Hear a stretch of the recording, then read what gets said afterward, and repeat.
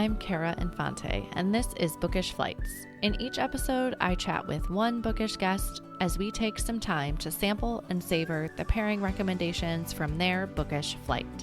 We hope to give you suggestions to cultivate your TBR list and nurture your leisure time through books.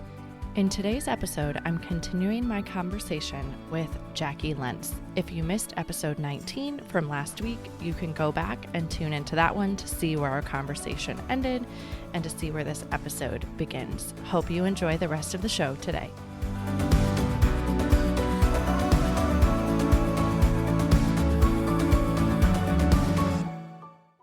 Question for you. Which is more important to you in a book? The characters and how you connect with them, or the plot line? And I'm not saying they're not both important, but you know what I mean. Yeah. No, I've been thinking about this a lot lately because I've been trying to, in my mind, with so little time to read, right? I try to really hit the mark with the books I am picking up that I know work for me. And so I think about this a lot of, well, why did I like that book? And what did I like about that? Or what didn't work for me in that book? And I have come to the conclusion that I think I really have to like the characters. If there's a character that's really, really puts me off and I feel like I'm not rooting for along the way or wanting to see that progression, maybe I just read East of Eden, actually, by John Steinbeck. And have you read that? I have not. Okay. And he wrote it for his sons and to teach them about good and evil in the world. And there is a character in there that is like the evil one. And she so put me off in this book. I still was able to progress through it because there's enough characters to keep the story going. But if it were to solely focus on that one character, I would have struggled with that book. You know, and again, if you're not seeing any growth of the character, but I do think it's character driven for me. I mean, it has to have some plot. Like it has to have some happenings within it, but I really think being drawn to the characters is what, for me, would be the books that I would gravitate towards. That's me too. I think it's first and foremost about the characters. And sometimes the place can be a character as well. Yeah. Like it's not always, but sometimes place does become its own character. And you can fall in love with that character. But yeah, if there's not characters I'm connecting with, and because that's the thing is, if you don't find some way to connect with this person, you're not interested in answering the questions. Books are constantly like, okay, you've read this piece and now it creates a question in your mind and you want to know the answer to that question. So you keep reading. And if you just don't care about that person, you're not coming up with questions. You don't care what happens to them. So it doesn't matter how the story progresses. So I'm the same way. It's really characters come first, which makes sense in both of my writings. It both started with characters first and foremost. Like, yeah, it's interesting to hear you say that, right? And did you have an idea of what the plot was going to happen, or you more just went, it sounded like really character development was where you started? I know with Bob, first I had Bob, kind of who he was and what his problem was. And like his flaws. Mm-hmm. Well, and his some of his good things too, like who he was as a person. And then Ruth, again, same thing. Like what were her character flaws and some of her good things. And then I came up with the hook, the plot. Yeah. Of like, okay, I have these really quirky characters. That's nice. They're interesting, but that they have to do something that I'm like, oh my gosh. Oh, that would be funny. That would be really funny. And like Ruth going off on these travel adventures. She's so not prepared. They have a lot of mistakes. Yeah. And my character Daphne, oh, that beautiful girl. She came to me so wonderfully flawed, but all these positive things, it's just, you're like, oh, she's so sweet, but oh goodness. You need to grow up, honey. Like you said, being for you, books working for you when they're character driven, you're writing the same way, it sounds like. And that's so cool. Yes, like the books that I've picked are very similar to kind of they're all about transformation. Yeah. They're all about people making new connections and communities and living better lives and growing. And that is exactly what I like to write because it's what I like to read. So I Yeah. guess it makes sense that you should write what you like. Yeah.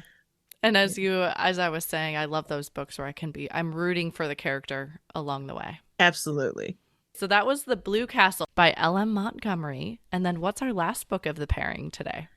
Our last book is a cozy mystery, which is my favorite genre, but I don't write it. Um, and it is called Aunt Dimity's Death, and it is by Nancy Atherton. And this beauty is another tiny book, like Yeah, compared to like some of the behemoths out there. It's 244 pages.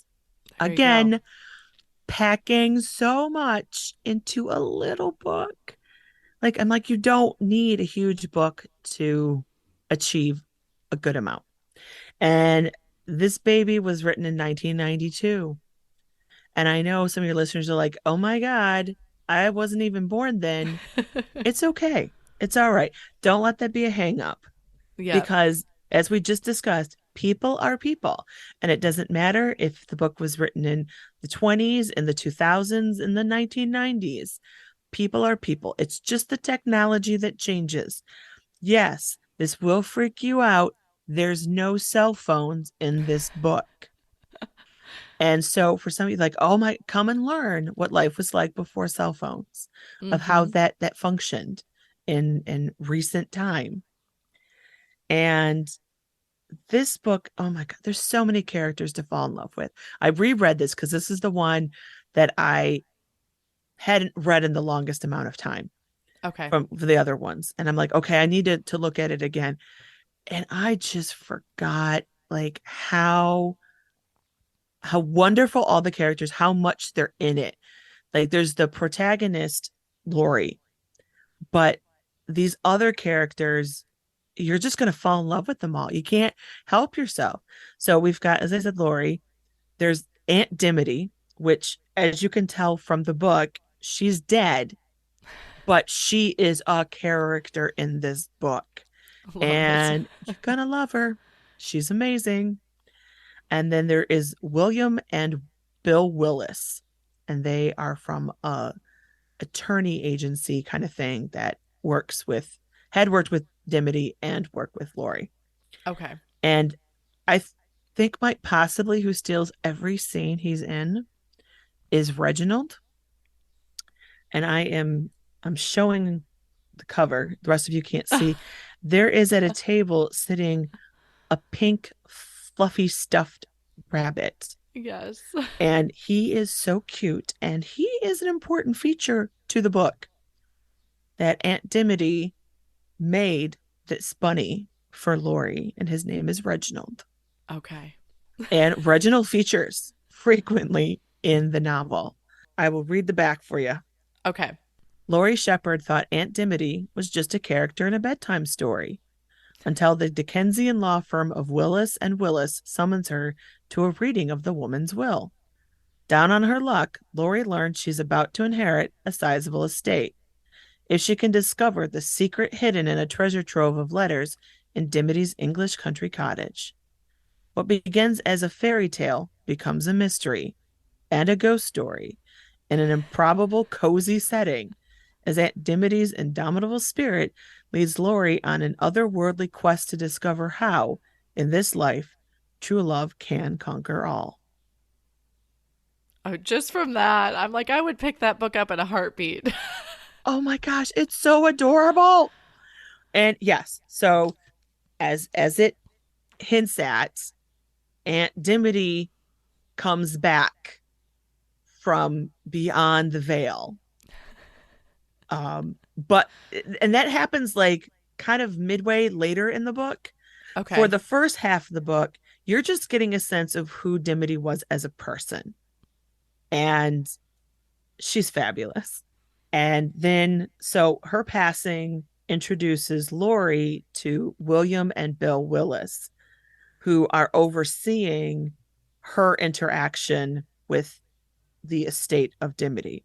And Okay. she has to fulfill this task in order to, you know, get her money and that sort of thing. And so she makes very deep connections with the two gentlemen. Okay. And Lori's mom has passed away. So she can't ask her mom any of these Yeah. questions. So here is the passage from the book for to get a sense of Lori. Okay. Exhaustion is a great analgesic. It numbs emotion, silences thought, and I crave the release. The months passed in a blur.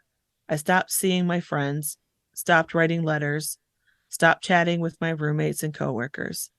By the time April rolled around, again, the only person I talked to was Meg Thompson, but that was because she kept in touch with me, not the other way round. And not even Meg could get me to open up about my mother's death. Did I mention a downward spiral? This is the point where I was about ready to auger in. That's when I got the letter saying that Aunt Dimity was dead.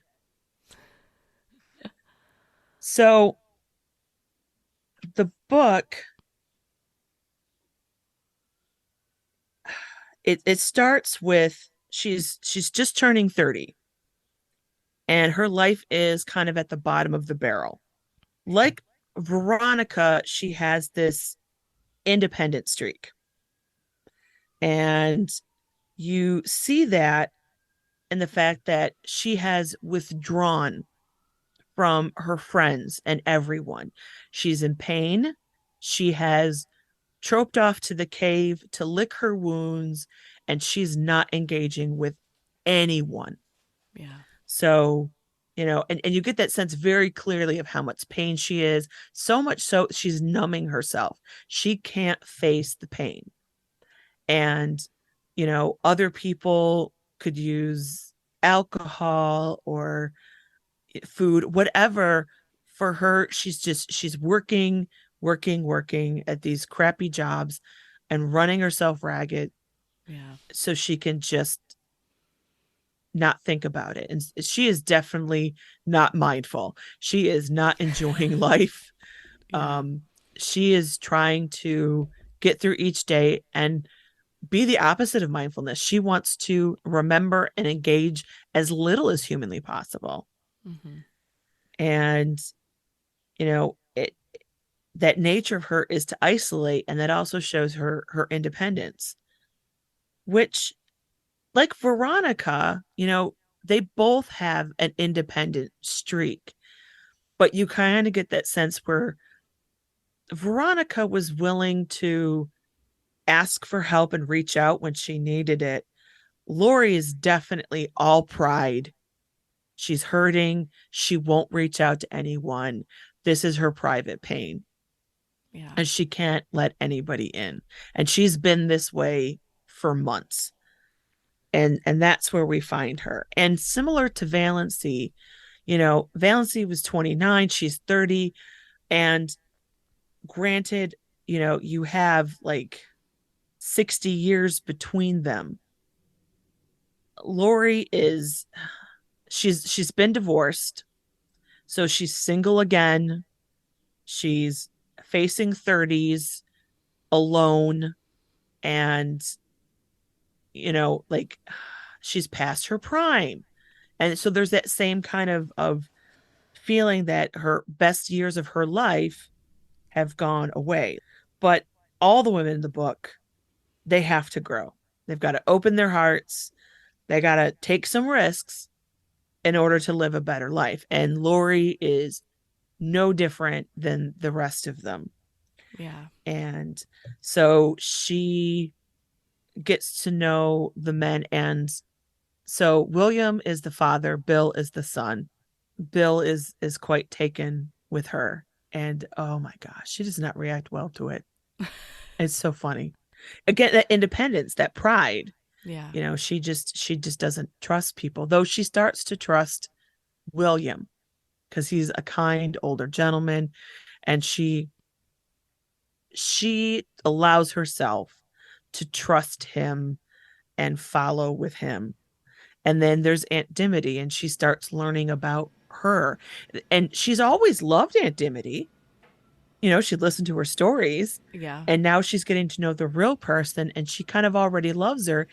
And the more she finds out that Aunt Dimity loved her and knew her. And so she's allowing herself to feel love again Yeah. and feel good things as well as sad things. And so she transforms, and there's the mystery, and they live in the Cotswolds is where the cottage is that they end up. And oh my, it's just adorable. Get a fire blazing, get a nice cup of tea or hot chocolate, something warm, snuggle down and read this baby. And I mean, there's times you'll want to shake Lori, but that's good because you're feeling something. And Yeah. then you're gonna be like, I defy anyone not to fall in love with William Willis, the father. Okay. He is so adorable. I love him. He's so old school and mannered, and oh, he is just charming as anything. Oh, that sounds so good. Yeah, and like I said, there's so many people to fall in love with. And this is, I should warn, it is the first in a series. There Oh, are okay. so many more that come afterwards. Yay. And yes, so the cozy fun does not end. I love that. And then do the characters persist in the other books as well? So you can kind of Yes, fall in love with them absolutely. and see more? Okay. Yep, yep. You don't have to let them go. You get to revisit them with all the other books. And you're like, ah. I will warn, the first novel does not include a murder. It is just a mystery, which Okay. is really unusual for a series. I, Yeah. I think it may be the first time I ever read a cozy mystery that wasn't a murder. But the other series continue there's murders in those. But the first Okay. one, it's just a mystery, but it's a good mystery. Yeah. And it's one that you're gonna have feels that yeah, I cried. Okay. That was Aunt Dimity's Death by Nancy Atherton. So we have a dessert pairing today, and it's the Guernsey and Literary Potato Peel Pie Society by Mary Ann Schaefer. So, for those of you that have not read this book, it is set in epistolary format where it's letters written Love that so amongst much. um, as the novel progresses, and so it's a really fun format if you've never read a book like that. I think everybody should read at least one epistolary novel. They are fantastic. And actually, it kind of helped inspire me for my one. I have written a murder mystery Okay, on my podcast. Last summer, I posted an ongoing radio drama. I wrote a mystery that took place in 1950s England in a small village. I was influenced by Agatha Christie on that point. Totally, it was fun. totally like a nod to her gloriousness. And because it took place in England, I was not going to read any of it because I wasn't going to try to do an accent. And yeah, so I actually found British people to read the parts, and it was all done in letter form. So it's all letters, and they're all So read by fun. real Brits. And That's it's so only an hour fun. and a half. It'll take an hour and a half to get through the whole mystery. And it's called To Silence a Scandalmonger. Okay. So if you go to my podcast, Jacqui Just Chatters, look for, and I put all of them, all the parts into one podcast. So you can find like the recent To Silence a Scandalmonger, and it's got all hour and a half combined in one, and you can listen to it. Is that how your podcast came about? No, my podcast came about because I was bored. Okay. I had finished my first manuscript, and I was letting it chill before I started editing it. And I really missed creating and writing. And I'm like, oh, I love podcasts, and they're kind of like a short story. I spent 24 hours researching how to put one together because that's what teachers do. And in 24 hours, I posted my first one. Wow. I again, That's chaos. so fun. I don't think I often, sometimes, well, I'm either overthinking or I just leap in and like, well, we'll find out what happens when we land. I hope we land. Yeah. This is a book of characters, and there are so many characters to fall in love with. It's other than the one meanie in town, and you know who I'm talking about. Yep. Like, I don't think I didn't fall in love with every single one of them. I know. They're just delightful. Like, that's the word that comes to mind as I Yes, think about it. this is another one that I've read several times, totally to pick me up. Yeah. It takes place during Germany occupying an island during World War II. And you're like, seriously? How is that uplit? It is. It just is. Yep. There's sad things that happen in there, but by the end, you just you feel so good. Yeah. And you love all the characters, Oh, so you it's want got to that. go take a flight to Guernsey. Yeah. Like I want to go, but I don't because if I go, there's going to be a problem. These people, Dawsey's not going to be there to greet me, Yeah. and it's just going to be a disappointment. What did you like about the book? Well, first off, it's about a book club. So, being a book lover, I loved that it is about this book club and they are making the most of their situation with Germany occupying their small island. And what you learn about through these letters, it's the first time I had read an epistolary format, just seeing how a story could progress in the form of letters. I wouldn't think that at the outset, um, but I loved it. It was so fun. And I guess we should tell you a little bit about the premise of the book, but it's set in Guernsey and it's 1946, so it's right after the war. Juliet is one of the main characters and she's looking to write a her next book and she's looking for a topic and she comes across a letter, right? It was a letter. Dawsey writes her because he had gotten a book that she owned. Her name was in it. Yes. And he Yes. really liked the book. And he's like, hey, I like this book. You like this book. Can you recommend any other books to me? And so they start up a letter conversation about books, which, for those of you who don't know, Guernsey is part of the Channel Islands. And that means they're in the English Channel between England and France, which makes Guernsey really interesting because it has the English influence and then the French influence. Yeah.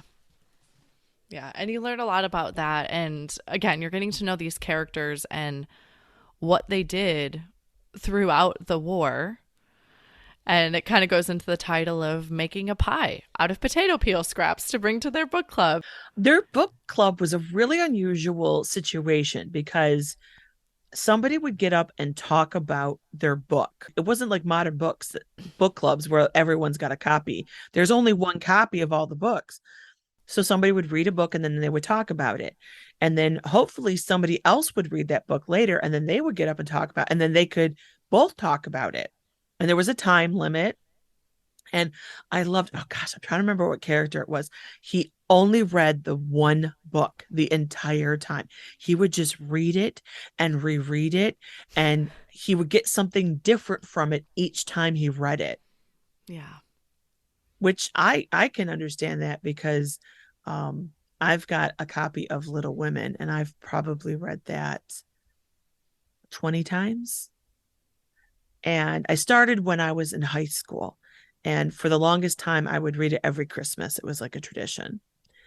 And as I got older every year, it was interesting as like the perspectives would change because, at first, I'm seeing things as the teens that they were. And then I'm older and like, okay, now they're moms and I'm not a mom, but I'm old, and eventually it got to the point where I'm the mom's age.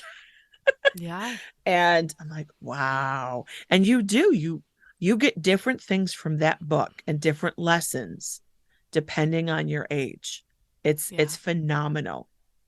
And that is a sign of a classic, is that there are just layers. Yeah. this book, there's humor, there's joy, and the way as they're talking about the books they're reading and their love of literature, for me, that really checked the box for me. The community, like, oh my gosh, do we not all want that Yeah. kind of community? They are, and they started as strangers mostly, and they become a family, a found family, and they support each other and they help each other. And we're all like, oh my gosh, that's the dream.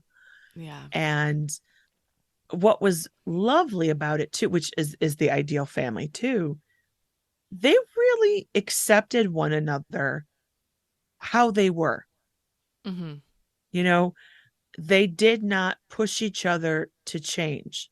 And that's what I think one of the reasons why this is one of the best communities you could ever find and make is they really accepted each other on their own terms. And they try to help each other and make things better for each other, but there's not like a, oh well, you have to completely change this or do that, and or I won't accept you. And they came from all different kinds of backgrounds, Yeah. and they still found commonly, especially like the power of literature, of how it can touch you.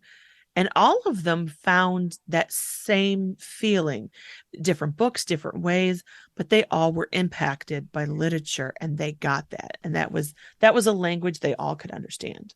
Yeah. And they also they were meeting in secret while they were the Nazis were occupying their island. The clandestine, kind of feel of that too, and how they did that and how they managed. Um, it it's such a delightful book to read. it was so moving to read all the bits of how they had to survive Yeah. and what life was like for them. That was it was informative and moving as well. Yeah. Yeah. And that's what I love about historical fiction is getting to learn that, right? And their way of life and how they were, what they had to do. Like you said, exactly what you said. But that's why I like it. I'm learning as well as I'm enjoying the story at the same time.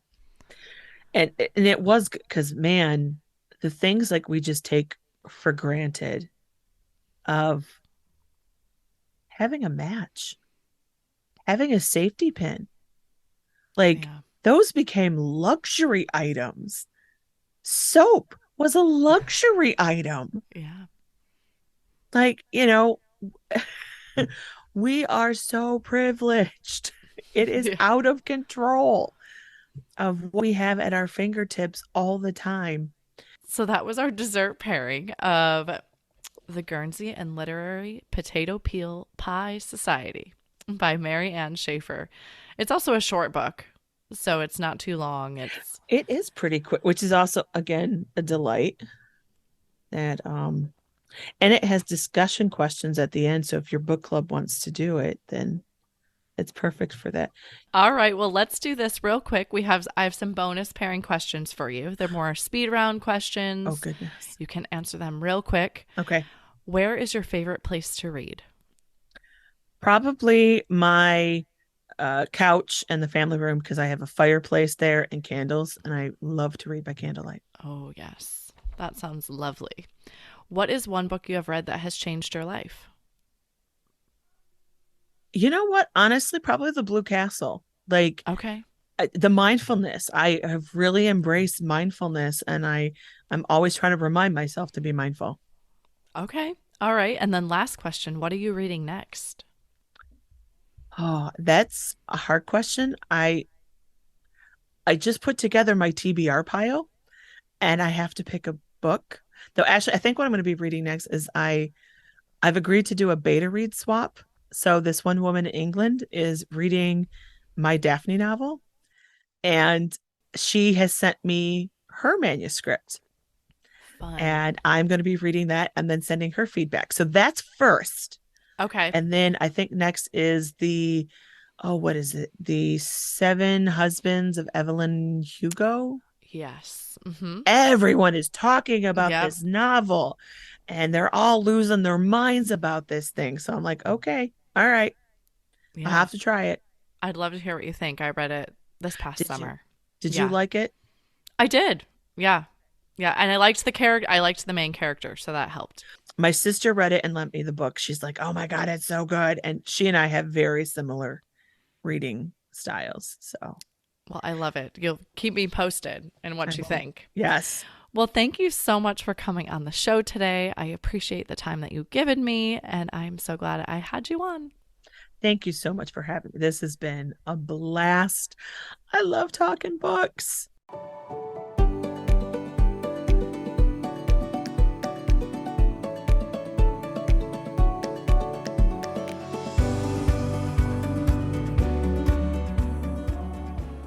Thank you for listening to Jacqui Lents and I in our discussion today on her books that spark joy book flight.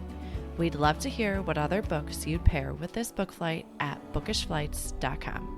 That is also where you can find more information on today's flight and any other books that we talked about today. I want to inspire a community of readers. So whenever you share a post about what you are reading or what you are picking up next, especially if you have heard about the book on the show, please tag us.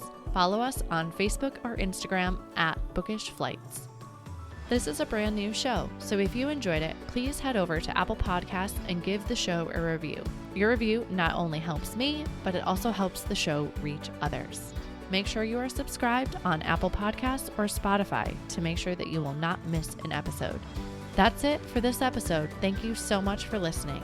As Emma Thompson said, I think books are like people in the sense that they'll turn up in your life when you most need them. Cheers to you, dear readers. Until next time.